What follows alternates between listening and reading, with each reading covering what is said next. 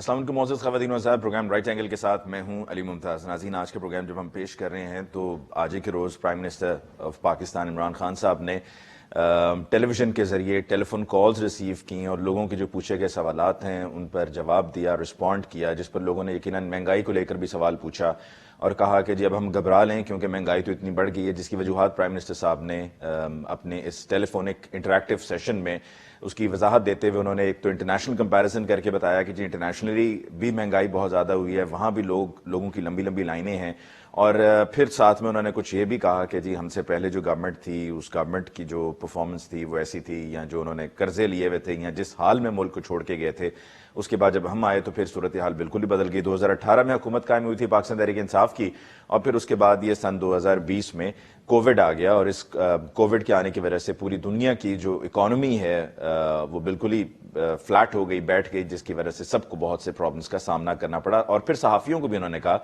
کہ کچھ ایسے صحافی ہیں جو مایوسی پھیلا رہے ہیں، انہوں نے کہا کہ جی دونوں طرف کا کمپیریزن دینا چاہیے، بیلنس لے کر چلنا چاہیے.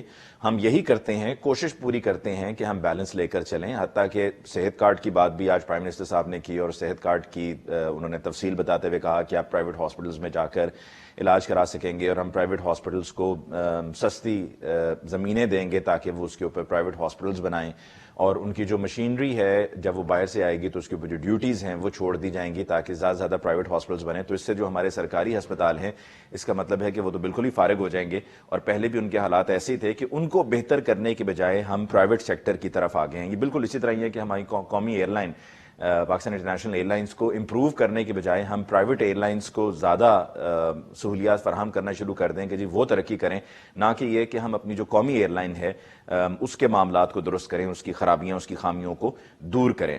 پرائم منسٹر صاحب کا یہ میڈیا سے جو گلہ ہے یہ کسی حد تک کچھ سیکشنز آف دا میڈیا تک تو درست ہے، لیکن آن دا ہول ظاہری سی بات ہے ہم دیکھتے ہیں دونوں طرف چیزیں کیا ہو رہی ہوتی ہیں، اور ہمیں اطلاع ہے کہ پبلک کس سچویشن میں ہے. بلکہ پرائم منسٹر صاحب اور ان کی جو ٹیم ہے، جو ان کا رسپونڈنگ یونٹ ہے، جو رسپونڈ کرتا ہے ٹیلی ویژن پر آ کر ٹو دا کرٹیسزم، وہ آ کے اپوزیشن نے کیا کہا کیا نہیں کہا اس طرح کی زیادہ تر ڈسکشنز کر رہے ہوتے ہیں. جو صحت کارڈ ہے یا دیگر اور پروگرامز ہیں اس پہ بات کم ہوتی ہے. اب میں بھی کچھ دن پہلے جا کے جب میری پبلک سے ملاقات ہوئی، عوامی رائے ہم نے لی، تو اس میں بھی بہت سے لوگ ایسے تھے جن کو پتہ ہی نہیں تھا کہ صحت کارڈ کیا چیز ہے اور یہ کس طرح حاصل کی جائے گی. تو لوگوں کو یہ بتانا ضروری ہے کہ وہ کیسے اس کو حاصل کر سکتے ہیں، اور صرف چند دنوں کے لیے بتانا ضروری نہیں بلکہ بار بار بتائے رکھنا بہت ضروری ہے.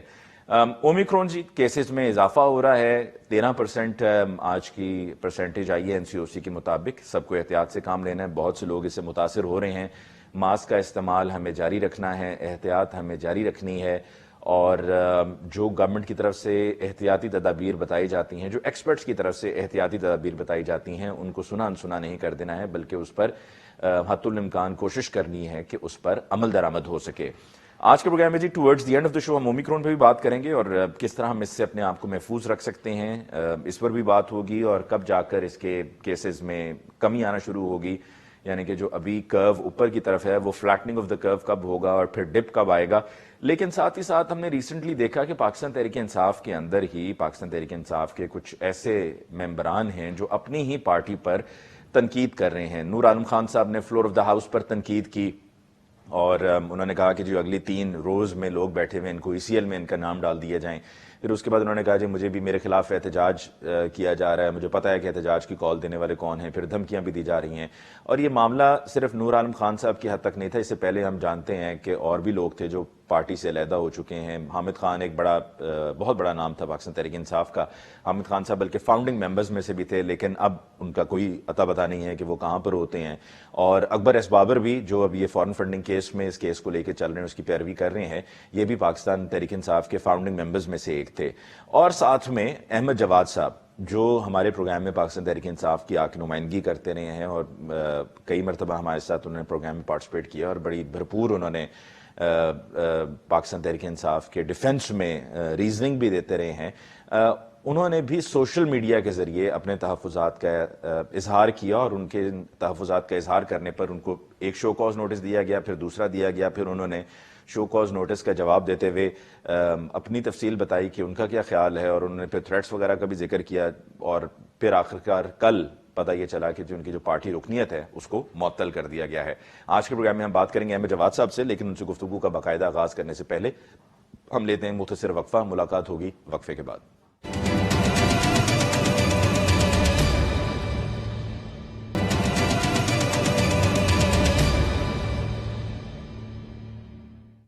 Welcome back after break. جی ہمارے ساتھ آج کے پروگرام میں موجود ہیں احمد جواد صاحب، سابق مرکزی سیکریٹری اطلاعات پاکستان تحریک انصاف. احمد جواد صاحب آپ کا بہت بہت شکریہ کہ آپ نے ہمیں جوائن کیا. یہ میں نے تو کم از کم نہیں سوچا تھا کہ آپ کا تعارف کرواتے ہوئے مجھے یہ کہنا پڑے گا کہ سابق مرکزی سیکریٹری اطلاعات پاکستان تحریک انصاف. یہاں جب ہم پروگرامز میں آپ کو بلاتے رہے تو ہم کہتے رہے ہیں جی پاکستان تحریک انصاف کی نمائندگی کرتے ہوئے ہمارے ساتھ احمد جواد صاحب ہیں. یہ ایسا کیا ہو گیا کہ 20 سال کا آپ کا یہ ساتھ، آپ کی یہ ایسوسیشن، آپ کی یہ محنت، آپ کو سوشل میڈیا کا رستہ اپنانا پڑا اور اس کے ذریعے پھر آپ نے اپنے تحفظات کا اظہار کیا اور پھر بات بڑھتے بڑھتے آپ کی 40 ٹویٹس تک چلی گئی اور پھر شو کاز نوٹس ہوا اور پھر پارٹی کی رکنیت معطل ہوگی. یہ ہوا کیا؟ دیکھیں، میں نے اس کو کئی فورمز کے اوپر اپنی ساری وجوہات کو میں نے پیش کر دیا ہوا ہے. میرا شوکاز نوٹس جس میں کہ جو عمران خان کو دیا گیا ہے 30 سوالوں کے اوپر ہے، وہ بھی موجود ہے، آپ سب اس کو پڑھ سکتے ہیں. بلکہ جی ہاں، میرا خیال ہے کہ لاکھوں اور شاید اب بات کروڑوں میں چلی گئی ہے جو لوگ اس کو فالو کر رہے ہیں، اس پہ رسپونڈ کر رہے ہیں، اور 80 to 90% تک لوگ جو ہیں وہ اس سے متفق بھی ہیں. اور ایک بڑی چھوٹی سی تعداد ہے، وہ بھی پی ٹی آئی کے جو پالے ہوئے خاص ایک لوگ ہوتے ہیں جن کا کام یہ ہوتا ہے کہ جیسے ہی کوئی تحریک انصاف کے خلاف کوئی بات کرے تو وہ اس کے اوپر وہ ابیوز اور اس کی بدتہذیبی اور بدتمیزی کرنا. اور یہ چیزیں مجھے تو ظاہر میں پی ٹی آئی کے اندر تھا، مجھے تو پتہ ہے کہ یہ کس طریقے سے ان چیزوں کو آرکسٹریٹ کیا جاتا تھا، کیسے اسٹریٹجائز کیا جاتا تھا، کیسے پگڑیاں اچھالی جاتی تھی. تو میرے لیے تو یہ کوئی ایسی اجنبی کی بات نہیں ہے. لیکن دیکھیں، سب سے زیادہ آپ سے ویسے یہ کہا جاتا تھا احمد جواد صاحب کہ آپ بھی ٹیلی ویژن پروگرامز میں جاتے ہیں اور بڑی آپ نفاست سے گفتگو کرتے ہیں اور جی آپ میں تہذیب بتاتا کے ہوں، دائرے میں رہتے ہوئے. ہاں جی، میں ویسے میں نے 2-3 تو میں ریپیٹ کر چکا ہوں، لیکن میں مختصراً ریپیٹ کر دیتا ہوں. پی ٹی وی کا ایک پروگرام تھا اور وہاں پہ پیپلز پارٹی کے ایک سینیٹر تھے قریشی صاحب، ان کے ساتھ پروگرام تھا. اور آپ اس سے اندازہ کر لیں کہ، اور میں جس طرح آپ نے ابھی کہا کہ میں بڑے بھرپور طریقے سے پارٹی کا ڈیفینس کرتا تھا، لیکن بدتمیزی اور بدتہذیبی نہیں کرتا تھا، گالی گلوچ نہیں کرتا تھا، ٹھیک ہے، اچھل کود نہیں کرتا تھا، ٹھیک ہے، آپ اس بات کے وٹنس ہیں. تو یہی میرا طریقہ کار تھا جو پی ٹی وی ورلڈ پہ بھی میں نے کیا. اور اس پروگرام کے کوئی آدھے گھنٹے بعد ہی پرائم منسٹر صاحب کا مجھے پیغام آیا کہ آپ نے آج مجھے بڑا مایوس کیا، کیونکہ وہ اس نے اور اس کو انہوں نے 2-3 گالیاں نکالی P T A Pakistan Peoples Party کے سینیٹر کو، اور کہا کہ تم نے اس کو یہ کر دینا تھا، اس یہ کو یہ ڈائریکٹ کر دینا پیغام تھا. آپ کو آیا پرائم منسٹر صاحب کا؟ جی میں یہ پیغام میرے پاس موجود ہے، یہ ایک امانت کی طرح یہ پیغام. یہ پرائم منسٹر آف پاکستان کے پاس اتنا ٹائم ہوتا تھا، صرف وہ یہ دیکھتا تھا، اور دیکھتا بھی پاکستان ٹیلی ویژن تھا کہ جس کو دنیا میں کوئی نہیں دیکھتا. تو اس پہ وہ یہ دیکھ رہا ہے کہ میرا جو ہے نا، میرے لیے کس نے زیادہ جو ہے وہ جو ہے نا بدتمیزی کی ہے یا اگریشن دکھائی ہے. تو میں نے ان کو جواب میں اسی پروگرام کے ویڈیو کلپس نکال کے ان کو واپس بھیج دیے. میں نے کہا جی یہ ویڈیو کلپس ہیں جو میں نے جواب دیے، اور اس میں مجھے بتا دیں اگر آپ کو کوئی جھول نظر آتا ہے کہ میں نے کوئی چیز نہ کہی ہو. ہاں، میں اگریشن یا بدتمیزی کا میں قائل نہیں ہوں، نہ ہی میں کسی کو جو ہے نا ابیوسو لینگویج اگر وہ کرے گا بھی تب بھی میں اس کو اوائڈ کروں گا، میں نہیں کروں گا. ٹھیک ہے. تو یہ میرا ان کو جواب تھا. اور یہ تو پوری پارٹی میں سب کو پتہ ہے کہ آپ جتنی گالیاں نکالیں، جتنا آپ گند غلاظت اپوزیشن کے اوپر پھینکیں، ٹاک شوز میں کریں، پریس کانفرنس میں کریں، تمسخر اڑائیں، بھانڈ پن کریں، مراسی بنیں، تو آپ کی ترقی کی منزلیں جو ہے نا وہ طے ہونا شروع ہو جاتی ہیں، آپ کے عہدوں میں اضافہ ہونا شروع ہو جاتا ہے. آپ کو پرائم منسٹر بلا کے جو ہے وہ کہتے ہیں شاباش، یہ میرا چیتا ہے، یہ میرا ٹائیگر ہے.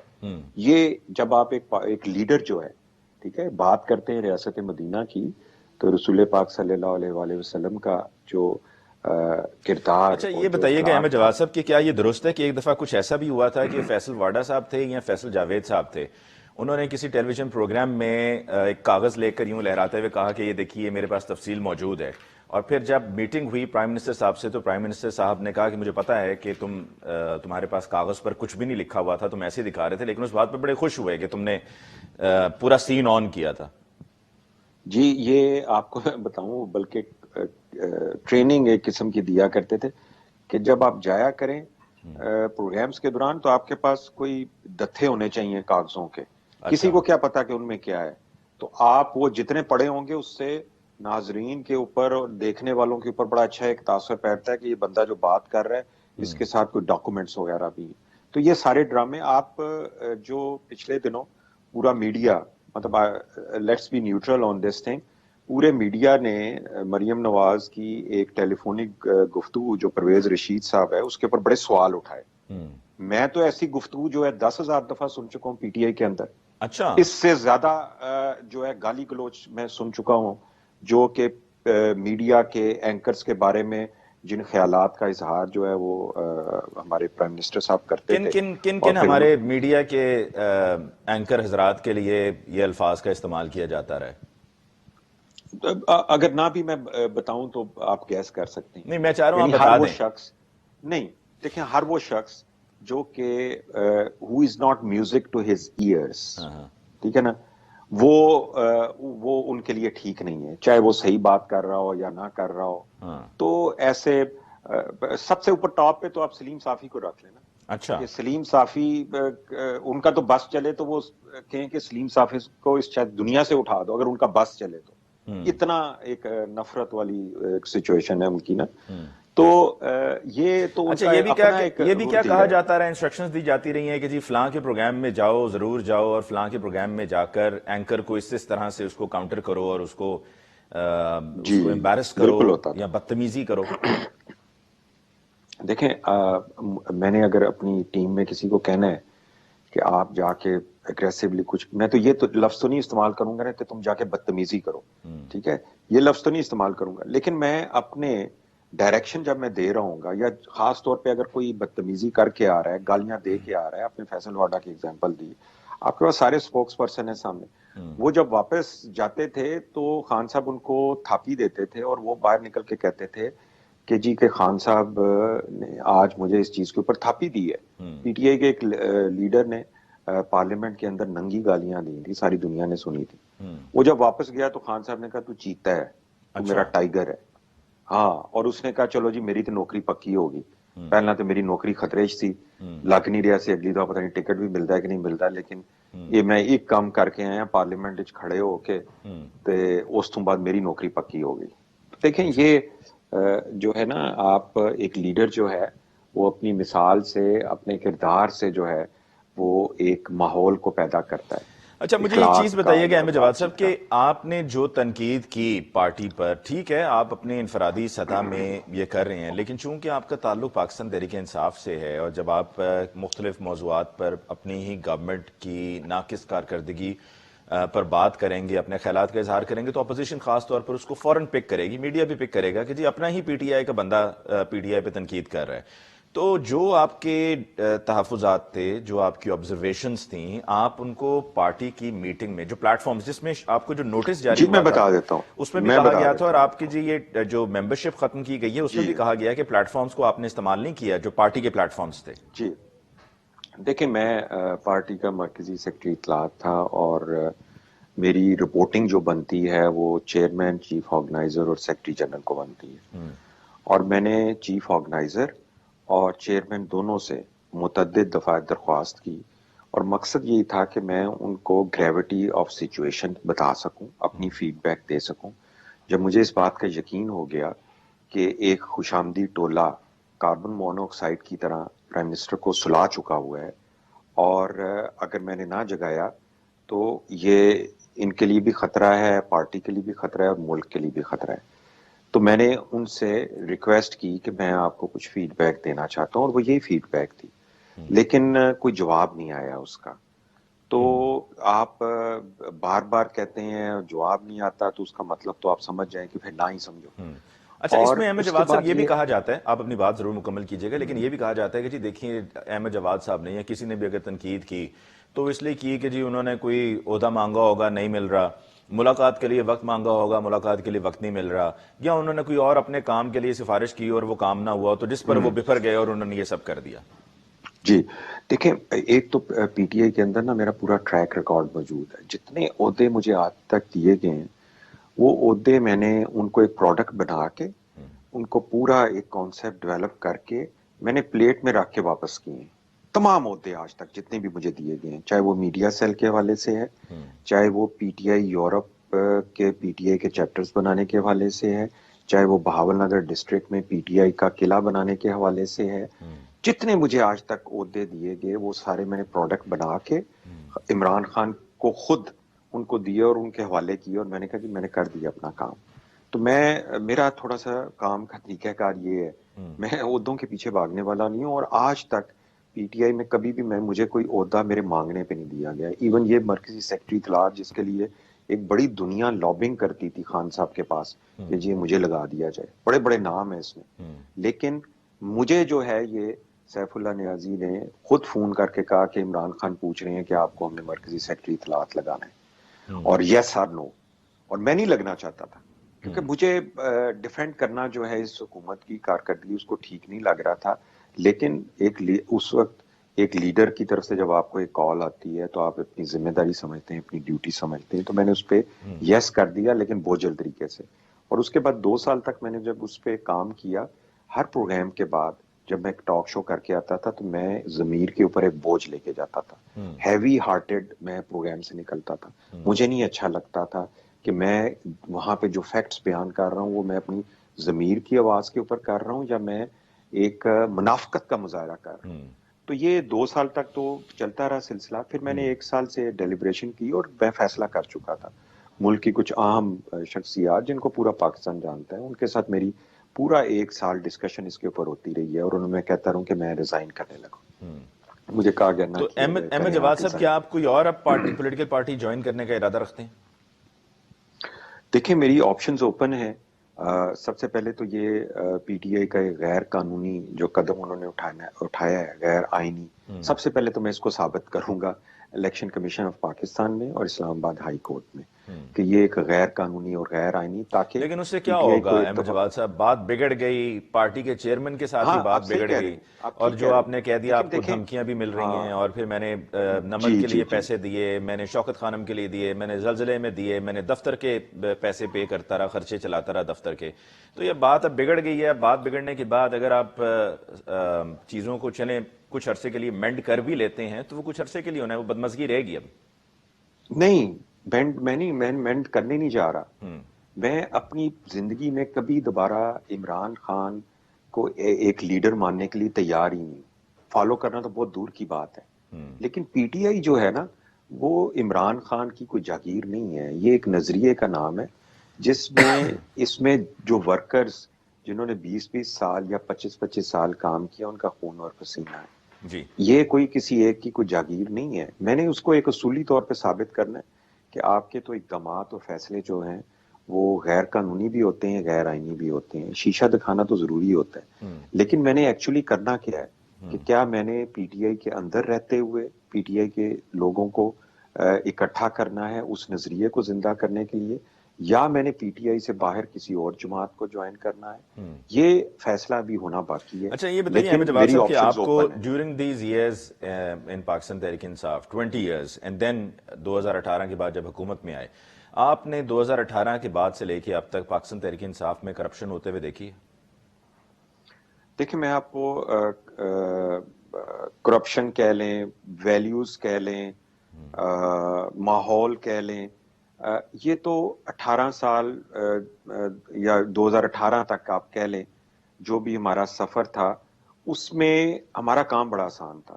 ہم نے صرف لوگوں کے اوپر گند اچھالنا تھا کہ وہ چور ہے, وہ ڈاکو ہے, وہ لٹیرا ہے, پیسے کھا گئے, لے گئے باہر, یہ وہ پاناما اٹھا لیا. تو وہ ہم نے اپنی دکان اس طریقے سے چلا رہے تھے. بڑا آسان کام ہے, دنیا کا آسان ترین کام ہے. اور عمران خان نے اپنے اس کرسمے کا جو ہے فائدہ اٹھاتے ہوئے ایک ان کی پاپولیرٹی ایک سپورٹس مین کے طور پہ جو تھی اس کو انہوں نے کیش کیا, اور یہ الزامات کے یہ بڑا آسان کام تھا. ٹھیک ہے, اس وقت تک تو ہمیں بھی بڑا آسان لگا کہ یار یہ تو مسئلہ ہی کوئی نہیں, ہم بھی کرتے رہے سارا کچھ. لیکن جب 2018 کے بعد ہمارے کام کی نوعیت بدلی کہ اب ڈلیور کرنا تھا، پرفارم کرنا تھا، تو پتا چلا کہ ہمارے تو پلے ہی کچھ نہیں ہے. ہمارے پاس تو ہم 3.5 سال میں ایک ادارہ نہیں بنا سکے. نہیں لیکن ہم کیا پاکستان تحریک انصاف میں آپ نے کرپشن دیکھی 2018 سے لے کے اب تک؟ بے شمار پی ٹی آئی کے جو لیڈرز ہیں، میں کہتا ہوں کہ بہت سارے ایسے لیڈرز ہیں کہ جن کے پلے تو کچھ نہیں تھا. ان کو جب زندگی میں پہلی دفعہ اپرچونٹی ملی تو انہوں نے تو جسے کہتے ہیں نا لٹ پاٹ دیا. مثال کے طور پہ اور نام لے کر نہیں ذرا بتائیں، ذرا دیکھیں پتہ میں چلنا چاہیے نا. اب کھل کر بات ہو رہی ہے تو پھر کھل کر ہونی چاہیے. اگر ابھی نہیں بھی نہیں ڈھکی دیکھیں چھپی بات ہوگی سن تو لیں. پھر نہیں اس کی میں دیکھیں میں ایک سینٹی کو میں نے قائم رکھنا ہے. میں ان کے بارے میں ڈیٹا میرے پاس ہے، مزید اکٹھا کر رہا ہوں اوورسیز پاکستانیوں سے، پاکستان کے اندر جو لوگ ہیں، اور اس کو ہم ایک جرنلسٹک انویسٹیگیشن کے معیار کے مطابق تیار کریں گے اور ایک جرنلسٹک انویسٹیگیشن رپورٹ کے طور پہ سامنے لے کے آئیں گے. اس ٹھیک. کو میں کوئی لوز بال نہیں میں دینا چاہتا کہ انپریپیئرڈ یا انسفیشینٹ ایک اچھا، ایویڈنس کہہ لیں. اکبر ایس بابر صاحب کے جو کلیمز ہیں فورن فنڈنگ کو لے کر، وہ آپ سمجھتے ہیں کہ درست کلیمز ہیں؟ 100% ٹھیک ہے، 100% ٹھیک ہے. پی ٹی آئی کے سینٹرل آفس میں آج کی تاریخ میں وہاں پہ ایسے ملازمین ہیں جو کہ معصوم ہیں، جو کہ پی ٹی آئی سے لائل ہیں، وفادار ہیں، لیکن ان کے اکاؤنٹس کو استعمال کیا گیا اس پیسے کو چھپانے کے لیے جو کہ فارن فنڈنگ کے تحت آتا ہے، اور وہ الیکشن کمیشن کی رپورٹ میں ہے. تو یہ تو اس میں تو کوئی ابھی وہ دیکھیں نا، جب آپ کہتے ہیں کہ وہ شہباز شریف نے اپنے ملازمین کے ذریعے منی لانڈرنگ کی، تو پھر آپ جب ایک پارٹی کے آفس ملازمین کے جن کی بیچاروں کی اگر تنخواہ 30-40 ہزار روپے ہے یا 25 ہزار روپے ہے، اور ان کے اکاؤنٹ میں آپ ڈالرز منگواتے ہیں اور پھر ان کو استعمال کرتے یعنی ہیں. کہ آپ کہنا چاہ اور رہے ہیں کہ پاکستان تحریک انصاف کے سینٹرل آفس کے ملازمین کے اکاؤنٹ میں ڈالرز آتے رہے ہیں؟ جی بالکل، یہ الیکشن کمیشن کی رپورٹ میں ہے جی، یہ اکبر ایس بابر کی وہ ملازمین جو انہوں ابھی نے. بھی سینٹرل آفس کا حصہ ہیں؟ جی بالکل ہیں، بالکل ہیں، اور وہ وفادار لوگ ہیں، وہ لائل ہیں. اور انہوں نے ایک آنے کا فائدہ نہیں اٹھایا. اچھا. وہ انہوں نے صرف ایک کہہ لیں کہ نائیوٹی کہہ لیں، لیکن ایک لائلٹی ساتھ کہ جی ہم پارٹی کو سرو کر رہے ہیں، کہا گیا انہوں نے کر لیا. ان بیچاروں نے تو کوئی نہیں اس میں فائدہ اٹھایا نا. لیکن کیا یہ آپ کے پاس سوال تو وہ پھر شواہد موجود ہیں جس سے یہ ثابت ہو سکے کہ اس طرح کے واقعی بے نامی اکاؤنٹس تھے اور فنڈنگ آتی رہی ہے؟ ہو چکا ہے ثابت، الیکشن کمیشن کی نہیں، رپورٹ میں آ آپ کے چکا پاس کیا ہوا ہے. ایسے شواہد موجود ہیں؟ نہیں میں نے اس پہ نہیں کام کیا کیونکہ اس پہ اکبر ایس بابر ہی کام کر رہے تھے. مجھے تو اس میں نالج اس لیے بھی ہے نا کہ میں چونکہ خود پی ٹی آئی یورپ کا ہیڈ رہا ہوں فار 4 ایئرس، اور O I C office of international chapters کا میں ڈپٹی سیکرٹری بھی رہا ہوں.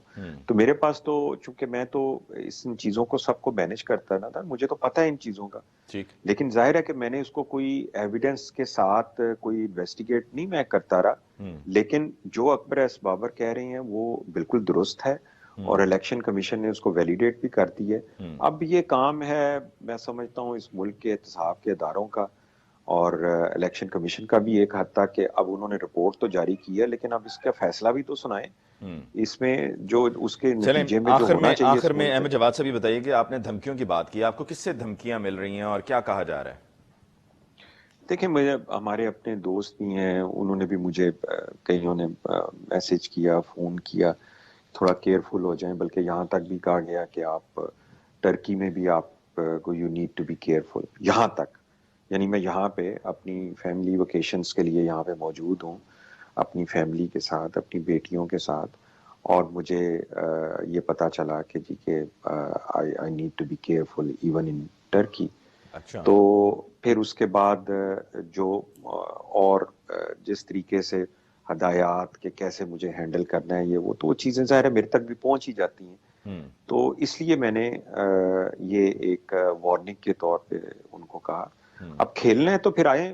آپ تو ہمیشہ بڑے بہادر اور جرأت مند انسان بنتے ہیں، تو اب آپ کا ٹاکرا زندگی میں پہلی دفعہ کسی ایسے انسان سے پڑ گیا ہے، کیونکہ یہ تو ابھی آغاز ہوا ہے. سو اور یو یہ میں عمران یو خان ہیو کو نو ریگریٹس، جو آپ نے کیا آپ کو اس پر کوئی پچھتاوا نہیں؟ میں آج دنیا کا مطمئن ترین اور پر اعتماد اور انتہائی سیٹسفائیڈ انسان ہوں. 3.5 سال میں نے جس ضمیر کے بوجھ کے ساتھ گزارے ہیں وہ مجھے پتہ ہے. ہر ٹاک شو میں اور ہر گزرتے دن کے ساتھ مجھے سمجھ نہیں آتی تھی، اور میں یہ دعا کرتا تھا کہ اللہ تعالیٰ مجھے روشنی دکھائے، مجھے راستہ دکھائے. مجھے سمجھ نہیں آ رہی تھی کہ میں 18 سال کو کیسے بریک کروں. ٹھیک ہے، کوئی اور بھی آپ کے علاوہ آپ کو معلوم ہو کوئی ایسے اور بھی پارٹی کے ہیں بے ممبرز شمار جو بے چھوڑنے کو شمار تیار شروع ہیں؟ ہو چکا ہے. یہ کام شروع ہو چکا ہے، یہ رکے گا نہیں. اور یہ اس کام کی قوت اور طاقت جو ہے وہ سچ ہے. اور اس کو جو مجھے اس کا رسپانس آیا، میں اس کی توقع نہیں کر رہا تھا، مجھے نہیں پتا تھا. لیکن جو رسپانس مجھے ریسیو ہوا ہے پاکستان اور پوری دنیا سے، وہ انپریسیڈنٹڈ ہے. میں یہ آپ سے کہہ رہا ہوں کہ لاکھوں نہیں بلکہ کروڑوں کی تعداد میں اب لوگ چلے گئے ہیں جنہوں نے اس آواز کو کے ساتھ اتفاق کی ہے. اور ان میں سے بہت ساروں نے میرے ساتھ کھڑے ہونے کے لیے وہ تیار ہیں. وہ ٹھیک، صرف میری اب آواز کا انتظار کر رہے ہیں. کیا بتائیں آپ. تو چلیں. یہ ایک ٹائمنگ کی بات ہے. اور 3.5 سال میں جو انہوں نے کیا، ان کے اعمال کا نتیجہ ہے کہ آج ان کا پارٹی کا ورکر، ان کا ووٹر ان سے مایوس بھی ہے، ان کے اوپر ان کو غصہ بھی ہے. اور وہ اس آئیڈیالوجی کو اب ڈھونڈتے پھر رہے ہیں جس کی وجہ سے ان بیچاروں نے پارٹی کو اس جوائن کیا پارٹی تھا. کو جوائن کیا میں تھا. احمد جواد صاحب آپ کا شکریہ ادا کرنا چاہوں گا کہ آپ نے ہمیں آج کے پروگرام کے لیے وقت دیا، اور we wish you all the best for your future. یقیناً آپ نے ایک مشکل راستہ چنا ہے، اور پھر اس پر چلتے ہوئے پھر آگے مستقبل میں یقیناً اور بھی بہت سی رکاوٹیں ہوں گی، لیکن آئی بلیو آپ کی گفتگو سے لگ رہا ہے that you are ready to face all the challenges. Thank you very much once again جی. ناظرین، اس کے ساتھ ہی ہم لیتے ہیں ایک وقفہ، اور وقفے کے بعد جب ہم لوٹ کر آئیں گے تو ہم بات کریں گے اومیکرون ویریئنٹ کی، جو کووڈ 19 کے مختلف ویریئنٹس میں سے ایک ویریئنٹ ہے، اور کرنٹ ویریئنٹ اومیکرون ہی ہے. اس پہ بات ہوگی ایک بریک کے بعد.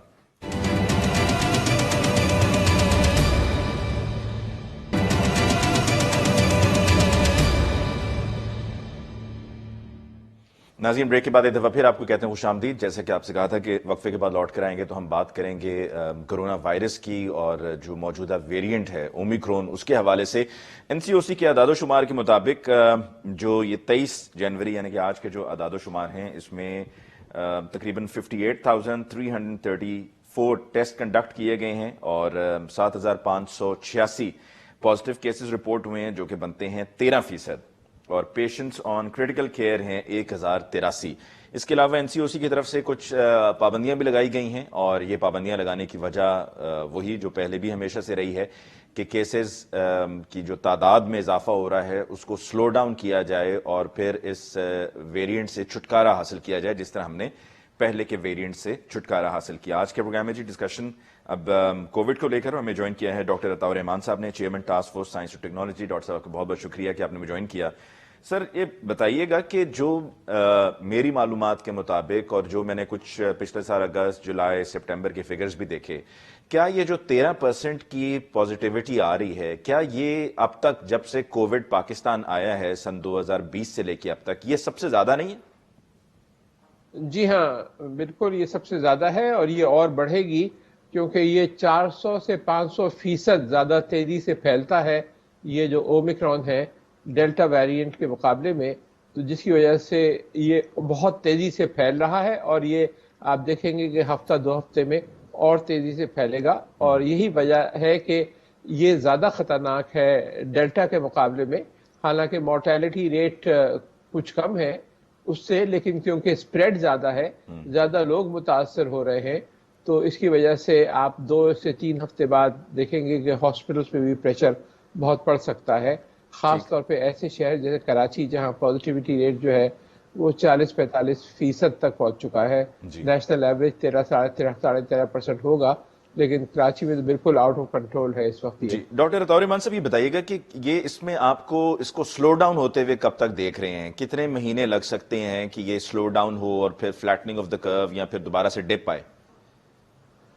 یہ ڈیپینڈ کرتا ہے کہ آپ کے جو میجرز ہیں وہ کس حد تک کامیاب رہتے ہیں.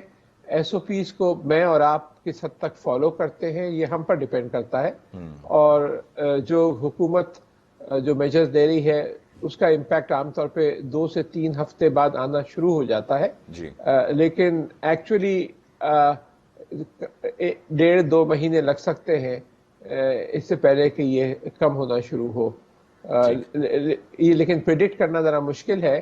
وہ ڈیپینڈ کرتا ہے پبلک بیہیویئر پہ، اور وہ ڈیپینڈ کرتا ہے آپ پر اور میرے پر. یعنی کہ آپ کو یہ لگتا ہے کہ آن اے سیفر سائڈ غالباً عید الفطر کے بعد جا کر کہیں چیزیں بہتر ہونا شروع ہوں گی؟ اگر کوئی نیا ویریئنٹ نہیں آ گیا جو اس سے بھی زیادہ خطرناک ہو. تو ڈاکٹر اطہر ایمان صاحب، یہ آپ نے پہلے بھی کئی مرتبہ کہا ہے کہ this is not the end of it, کئی ویریئنٹس آئیں گے، لیکن یہ جو ویریئنٹس کے آنے کا سلسلہ ہے یہ کب جا کر ہم اس کے اوپر ہم اس کو اوور پاور کر سکیں گے؟ کیا کوئی ایسی ویکسین آئے گی کہ جو پھر اتنی اسٹرانگ، اتنی پاورفل ہوگی کہ وہ کوئی بھی ویریئنٹ آ جائے تو اس کے اوپر وہ حاوی ہوگی، یا وقت کے ساتھ ساتھ خود ہی پھر یہ رول آؤٹ ہو جائے گا، نکل جائے گا معاشرے میں سے، مختلف ممالک میں سے؟ یہ جب تک ملٹی پلائی کرتا رہتا ہے اور ملٹیپل کاپیز بناتا رہتا ہے اپنی، جب تک اس کے نئے نئے ویریئنٹ آتے رہیں گے اور جب تک دنیا کے 80% آبادی ویکسین سے پروٹیکٹ نہیں ہو جاتی، جب تک یہ خطرہ جو ہے یہ بڑھتا جائے گا، کم نہیں ہوگا. اس وقت جو ہے افریقہ میں تو تقریباً 20-25% لوگ صرف ویکسینیٹ ہوئے ہیں، کیونکہ کچھ ممالک نے ہورڈنگ کر رکھی تھی ویکسینز کی، جس کی وجہ سے ویکسین اویلیبل ہی نہیں ہوئی.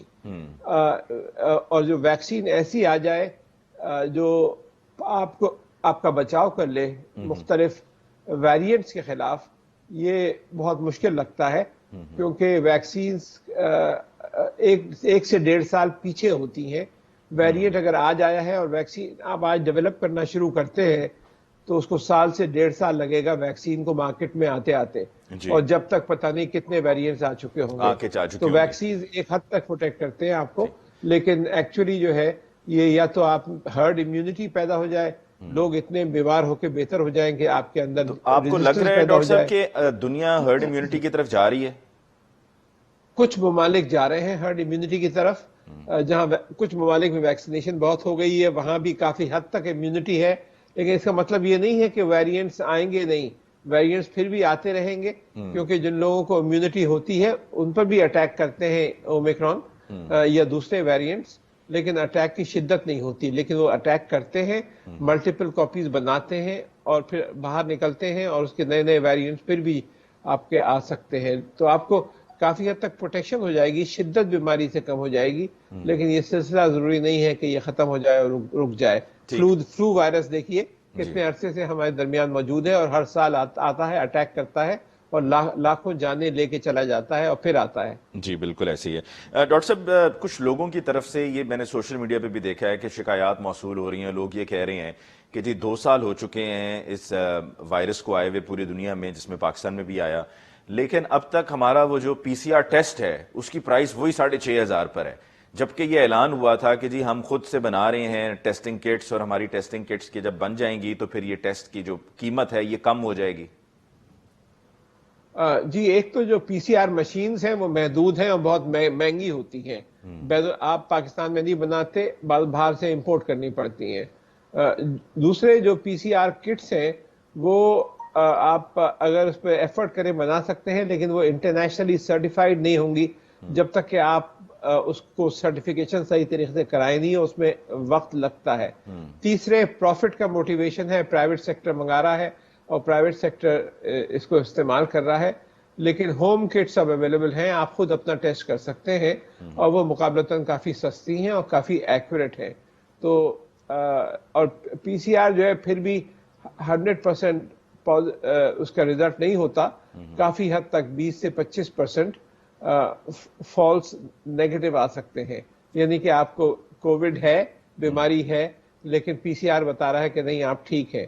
تو ایسا بھی اکثر ہوتا ہے اور ابھی بھی یہ موجود ہے. تو اس میں بہت سارے سوالیہ نشان یقیناً موجود ہیں. ٹھیک، ڈاکٹر اطہر ایمان صاحب، آپ کو بہت بہت شکریہ کہ آپ نے ہمیں آج کے پروگرام میں جوائن کیا اور آپ نے ہمیں اومیکرون کو لے کر جو موجودہ صورتحال ہے اس سے آگاہ کیا، اور دیکھنے والوں کو بھی ایک بات تو اب سمجھ جانی چاہیے کہ yes we have to live with it, لیکن احتیاط کے ساتھ. ہم یہ بالکل نہیں اپنے آپ کو کہہ سکتے یا ہم یہ میسج بالکل نہیں دے سکتے ہیں کہ جی بس جو ہوگا سو دیکھا جائے گا، ماسک اتار دیے جائیں، احتیاط کرنا چھوڑ دی جائے. احتیاط جاری رکھنی ہے، چاہے وہ اومیکرون کا ویریئنٹ ہو یا آگے آنے والے عرصے میں کوئی اور اگر خدا نخواستہ ویریئنٹ آ جاتا ہے تو ہمیں اس کا مقابلہ اسی طریقے سے کرنا ہے، احتیاط جاری رکھنی ہے. باقی زندگی صحت اللہ کے ہاتھ میں ہے، دعا کرنی چاہیے کہ اللہ تعالیٰ ہم سب کو اپنے حفظ و امان میں رکھے، اللہ تعالیٰ جو بیمار ہیں ان کو صحت یابی عطا فرمائے، اور اس امید، اس دعا کے ساتھ مجھے علی ممتاز کو آج کے پروگرام سے دیجیے اجازت۔ انشاءاللہ آپ کی خدمت میں اگلے ہفتے پھر حاضر ہوں گے، تب تک کے لیے اللہ نگہبان۔